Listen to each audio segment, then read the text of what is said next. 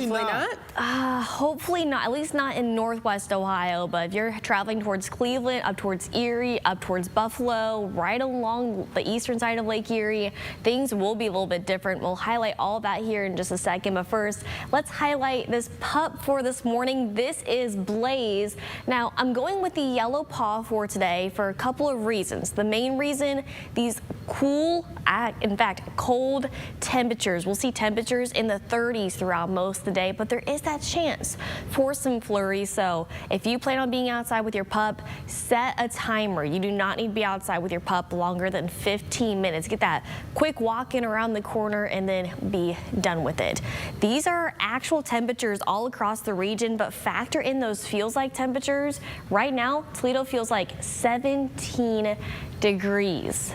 Yeah, it's feeling downright cold, but at least we're not talking about a lot of snow, but there's that lake effect snow we've been talking about all morning long that's traveling into parts of Cleveland, Erie, also towards Buffalo. So highlighting this just a little bit closer to home, there is that chance for just a little bit of those flurries, especially the further north you go throughout the afternoon. And seeing temperatures really not changing a whole lot. We'll be in the 30s throughout the entire afternoon. More on and off snow possible, especially the further east you go right along Lake Erie, but there's still that potential for a few flurries off and on throughout tonight. And by tomorrow morning, we're watching a band possible of some more snow.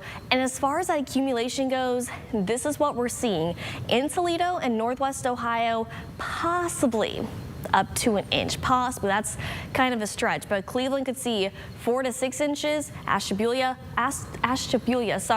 6 to 10 inches. Erie, 4 to 6. Buffalo, 2 to 3 inches of snow is possible. So remember, that lake effect snow traveling west to east. So Toledo really not seeing a whole lot of snow, but there is that chance. And you can see those highest lake effect snow totals possible, up to 20 inches. That was also for yesterday, and that's carried on into today as well. But today and tomorrow, downright cold. You see our average highs in the upper 40s. Tomorrow we will be 20 degrees below average, and then eventually climbing back up to the 40s and the 50s by the weekend.